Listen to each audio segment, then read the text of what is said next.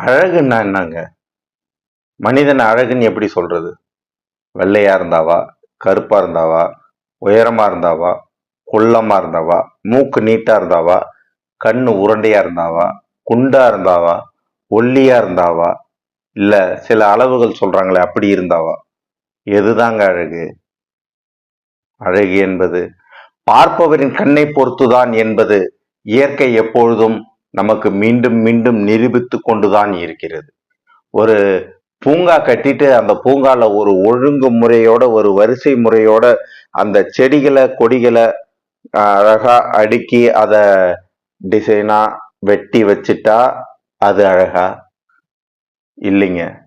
ஏன் காட்டுல அந்த மரம் அது இயற்கையா அதுவே பிறந்து அதுவே வளர்ந்து அதுவே வந்து தழைத்து அதுவே பூத்து அதுவே காய்த்து அதுவே படர்ந்து இருக்குதே ஒழுங்கற்ற ஒரு நிலையில, அது அழகு இல்லையா? அதுவும் தானே அழகு. இயற்கை தானே அழகு. அப்ப அழகு என்பது பார்ப்பவரின் கண்ணை பொறுத்து இருக்கிறது. அழகு மட்டும் இல்ல. இந்த கதையில வேற ஒரு முக்கியமான ஒரு விஷயத்தை பத்தியும் ஜெயகாந்தன் அவர்கள் சொல்லி இருக்கிறாரு.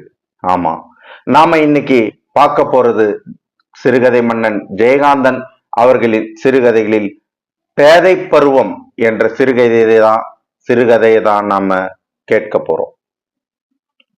ஒரு வாலிபன் நடந்து போயிட்டே இருக்கிறான். ஆமா, இப்ப நம்ம வாழக்கூடிய பகுதிகளில் தான் பாருங்க, மனித இனம் வாழக்கூடிய பகுதிகளை பலவாரா பிரிச்சு வச்சிருக்கும்.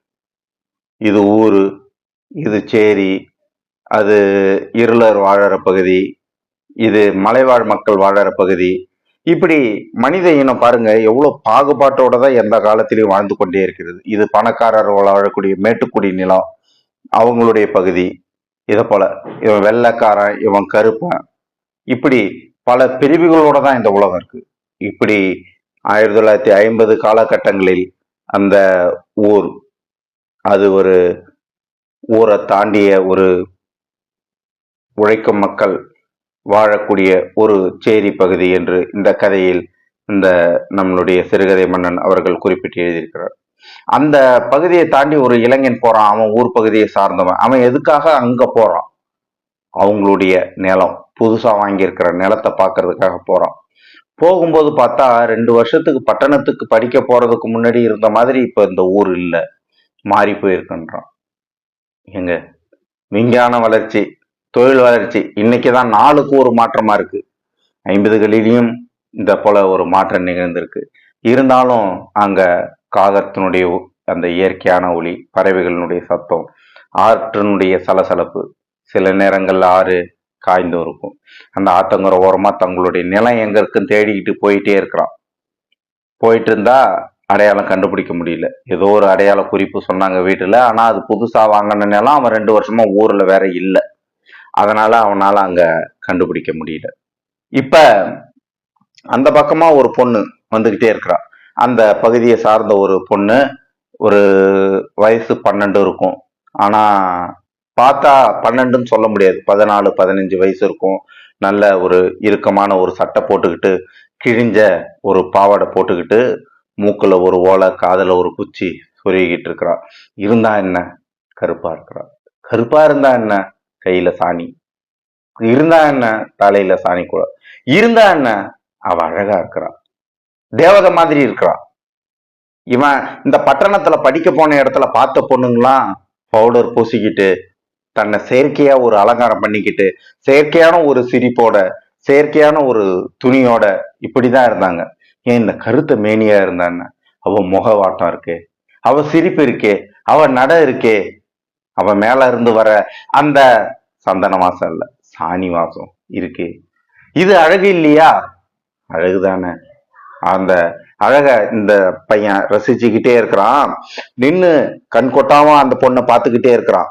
இந்த பொண்ணு கவனிக்கலன்னு நினைச்சுக்கிட்டே இருக்கான். இந்த பொண்ணு கிட்ட வந்து கேக்குறா, என்ன வச்ச கண்ணு வாங்காம பாத்துக்கினே இருக்கிறீங்க என்னையே அப்படின்னு கேக்குறா. நான் எங்க ஒண்ணு பார்த்துட்டு இருக்கிறேன். ஆமா, மணி நேரம் நான் பார்த்துட்டு தானே இருந்தேன், வச்ச கண்ணு வாங்காம பார்த்துக்கிட்டு இருக்கிறீங்களே அப்படின்னு மறுபடியும் சொல்றான். யாரு நீ அப்படின்னு கேக்குறான். இவன் நல்ல வெள்ளை உடை அணிஞ்சிருக்கான். நான் தான் சங்கிலி வீரன் அப்படின்றான். பொய், பொய். சங்கிலி வீரனுக்கு காலு தரையிலே படாது. உங்க ஆளுதான் குதிரையாட்டம் 2 காலு தரையில நிக்குது. நீ பொய் சொல்லுற, நீ பொய் சொல்லுற அப்படின்றா அந்த பொண்ணு. யாரு சொன்னது? அது நொண்டி சங்கிலி வீரன். உங்க அக்கா பார்த்துட்டு வந்து சொன்னாலே அது நொண்டி சங்கிலி வீரன். நான் தான் உண்மையான சங்கிலி வீரன். உடனே அந்த பொண்ணு சொல்றா, ஐயையோ அப்படிலாம் சாமியை சொல்லக்கூடாதுன்னு அவ கையால வாயை பொத்தி வாயை மூட சொல்றான். சொல்றான், இங்க பாரு, சாணி எடுத்துன்னு போய் வாயில வச்சிட போற அப்படின்றான். அந்த உரையாடல், இவனுடைய உரையாடல் காதலோட இருக்குது, அவளோட உரையாடல் குழந்தைத்தனமா இருக்குது. ஆளுதான் பார்க்க 12 வயசு, இப்போ உண்மையான வயசு 12, பார்க்க 14 வயசு. ஆனா மனசோ அவளுக்கு குழந்தை மனசு. இன்னும் 10 வயசு கூட நிரம்பாத ஒரு சிறுமியா தான் அவ இருக்கிறான். அவ அங்க இருந்து கிளம்பி போயிட்டா. ஆனா இவனுக்கு அங்க இருந்து போகிறதுக்கு மனசே வரல. மனசே வராம ஒரு ஏற்ற கிணத்துல போய் குளிச்சுட்டு மதியமா போறான். அப்ப எரும மாட்டு மேல உக்காந்துக்கிட்டு இந்த பொண்ணு பாட்டு விசில் சீட்டி அடிச்சுக்கிட்டு இருக்கிறா. விசில் அடிச்சுக்கிட்டு இவன் போறான். சங்கிலி சாமியை பாரு, சங்கிலி சாமியை, சங்கிலி வீரனை நடந்து போறத பாரு அப்படின்னு சிரிச்சுட்டு எரும மாட்டுல குச்சி ஓடிட்டா. அவ சிரிப்பு இவனை என்னமோ செஞ்சிடுச்சு. சின்ன புள்ளதான் இருந்தாலும் அன்னைக்கு 14-15 வயதெல்லாம் ஒரு திருமணம் செய்து வைக்கக்கூடிய ஒரு வயதுதான். அப்ப இந்த சிறுமி ஓடி போறா. ஓடி போனதுக்கு அப்புறம் இவனுக்கு இதே நினைப்பு இவனை சுத்தி சுத்தி வருது. இவளோட அழகு, கருத்த தேகம், மினுமினுக்கக்கூடிய கன்னங்கள், இந்த அழகுல இவன் ரொம்ப மயங்கி போயிட்டான். மறுபடியும் அவளை பார்க்கணுமே அப்படின்னு இருப்பு கொள்ளாம சாயந்தரம் மாலை இருட்டுற நேரத்துல கிளம்பி வரான். இந்த செவந்த வானத்தை பார்த்துக்கிட்டே இருக்கிறான். சே, இதெல்லாம் என்ன அழகு, இந்த பார்த்தமே இவளைதான் ரொம்ப அழகு அப்படின்ட்டு அவளை போயிட்டு பார்க்கணுன்ட்டு பாறை மேல உட்காந்துட்டு இருக்கிறான். அப்ப அவனை சுத்தி ஏதோ நடக்கிற மாதிரி சத்தம் கேக்குது. சுத்தி சுத்தி பாக்குறான், எதுவும் தென்படல. ரொம்ப நேரம் சின்ன இந்த பொண்ணு அப்படின்னு அவன் முன்னாடி வந்து பயங்காட்டி நின்னு, நல்லா பயந்துட்டீங்களா?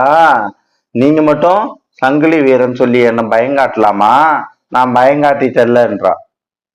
நீ எதுக்கு இங்க வந்தன்னா? நானு நானு இங்க விளையாட வந்தேன். சரி, உன் கூட விளையாடுற தோழிகளா எங்க? அவளுங்களா அதோ இங்க சத்தம் கேக்குதே, கேட்கல?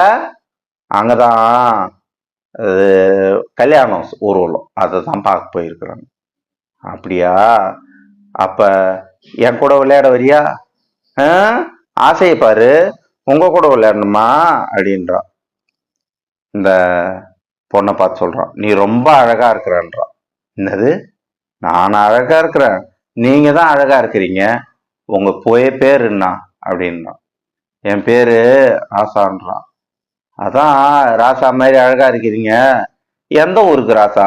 சின்ன ராசாவா பெரிய ராசாவானோடனே இந்த பையன் குரங்கு மாதிரி உட்காந்துட்டு, நான் ஒரு குள்ள ராசா அப்படின்றான். இந்த பொண்ணு சிரிக்கிறான். உங்களை தொட்டு பார்க்கட்டுமா? சிவப்பா இருக்கிறீங்கல்ல அப்படின்றான். தொட்டு பாரா அப்படின்றான். இந்த பொண்ணு கேக்குறா, நான் ஒரு பறச்சி, தொட்டா ஒத்துக்குவீங்களா சாமி அப்படின்றான். சே, இப்படிலாம் பேசாத நீ, யார் சொன்னது தொடக்கூடாதுன்ட்டு? தொட்டு பாரு அப்படின்றான். அவனோட உள்ளங்கையை தொட்டு பார்க்கறான். பஞ்சு மாதிரி அந்த கை இருக்கு, இந்த பையனோட கை, வாலிபனோட கை. தொட்டு பார்த்துட்டு, என்ன இப்படி பஞ்சு மாதிரி இருக்க அப்படின்னு. உடனே என்ன இப்படி சொல்லிட்டாலே இந்த பொண்ணுன்ட்டு அவ கையை தொட்டு பார்த்தா, வேலை செஞ்சு செஞ்சு காப்பு காய்ச்சி ஒரு உழைத்த ஒரு கை. அது காப்பு காய்ச்சி ரொம்ப கடினமா இருக்கு. சே, இப்படி ஒரு குழந்தை புள்ள ஒரு கை இப்படியா இருக்கணும் அப்படின்னு நினைச்சுக்கிட்டு அவளை கிட்ட இழுத்து இறுக்கி கட்டி அணைச்சு ஒரு நெத்தியில முத்தம் கொடுத்துட்றான். கொடுத்ததுக்கு அப்புறம் யோசிக்கிறான், ஐயோ சின்ன பிள்ளையாச்சே, இதை செஞ்சுட்டுமே, இப்படி தப்பாச்சே, இன்னும் இவளுக்கு வயசு இருக்கே அப்படின்னு நினைக்கிறான். உடனே இந்த பொண்ணு வெக்கப்பட்டு, என்ன இப்படி செஞ்சிட்டீங்கன்னு சிரிக்கிறா. அவளுக்கு எதுவும் தெரியல. இவனுக்கு ஒரு பக்கம் அது நல்லதாகவும் தெரியுது, ஒரு பக்கம் கெட்டதாகவும் தெரியுது. அவன் திரும்ப திரும்ப யோசிக்கிறான், திரும்ப திரும்ப யோசிக்கிறான். நம்ம தப்பு பண்ணோமா, சரியா பண்ணோம், சரிதானா நம்ம பண்ணதுன்ட்டு அவனால ஒரு முடிவுக்கே வர முடியல. அதுக்குள்ள மருதாயி அப்படின்னு அவங்க அம்மா கூப்பிடுறாங்க. அப்புறம் குட்டி அப்படின்றாங்க. தோ வரமா அப்படின்னு ஓடிட்டா. ஓடுனதுக்கப்புறம் ராத்திரி தூக்கம் வரல, இருப்பு கொள்ளல. காதல், இளைஞன் காதல் வயப்பட்டுட்டான் அந்த பெண் மேல. இப்ப அந்த பெண்ணை எப்படியாவது நம்ம காலையில நம்ம போய் பார்க்கணும் மறுபடியும் அப்படின்னு சொல்லிட்டு ஆவலா அங்க இருந்து புறப்பட்டு இந்த கிளம்பி வரோம். கிளம்பி வந்து இந்த பொண்ணை பார்க்கலான்னு வரும்போது அங்க மறுபடியும் ஒரு மேல சத்தம், கல்யாண மேளம்தான். சத்தம் கேட்குது, done done done done done சத்தம் கேட்குது. போய் பார்த்தா நேற்று இவன் கூட சிரிச்சு விளையாடிக்கிட்டு இருந்த அந்த மருதாயி அந்த சிறுமிக்கு தான் கல்யாணம். மாப்பிள்ளை ஒரு கிழவன், அவனுக்கு மீசெல்லாம் நரைச்சி போயிருக்கு. அவனுக்கு தான் இவளை கட்டி கொடுக்க போறாங்க. அந்த கல்யாண கூரை புடவை சுத்தி வச்சிருக்காங்க, அவளுக்கு கட்டி வச்சிருக்காங்க. இந்த இடத்துல அந்த புடவையை கட்டி வச்சிருக்கிறாங்கன்னு கூட சொல்ல முடியாது. அந்த பொண்ணை வந்து புடவைக்குள்ள சுத்தி வச்சிருக்கிறாங்க, ஒரு சிறுமிய வந்து சுத்தி வச்சிருக்கிறாங்க. அவளும் அந்த கல்யாணத்துல அந்த அழகா அலங்காரம் பண்ணிக்கிட்டு போறான். இவனை தூரத்துல இருந்து பாக்குறா, பார்த்துட்டு இவனை பார்த்து மறுபடியும் சிரிக்கிறான், ஆசையா ஒரு சிரிப்பு சிரிக்கிறான். சிரிச்சிட்டு மறுபடியும் சந்தோஷமா போயிட்டு அங்க கல்யாணத்துல போய் உட்கார்றான். பாருங்க, இந்த பருவம் ஒரு பேதை பருவம், ஒரு குழந்தை திருமணம். இது இன்னைக்கு செய்ய முடியாது சட்டத்துல, இடம்லாம் அந்த காலகட்டத்துல நடந்தது சர்வ சாதாரணமா. அவளுக்கு என்ன நடக்குதுன்னு தெரியல, நேத்து என்ன நடந்ததுன்னு தெரியல. நேத்து அவன் கூட விளையாடினான், இன்னைக்கு இங்க இன்னொரு விளையாட்டு. இது என்ன விளையாட்டு? ஒரு திருமண விளையாட்டு. எதுவுமே தெரியல.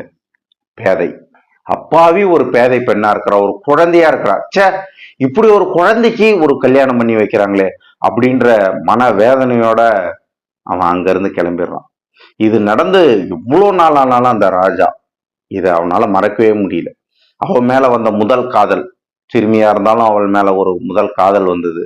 அப்படிப்பட்ட சிறுமி ரொம்ப குழந்தைத்தனமா இருக்கிறா. அப்படி ஒரு குழந்தைக்கு எதுவுமே தெரியாத, உலகம் தெரியாத ஒரு பொண்ணுக்கு இந்த சடங்கு சம்பிரதாயம் செஞ்சு கல்யாணம் பண்ணி வைக்கிறாங்களே, அவ என்ன செய்வா?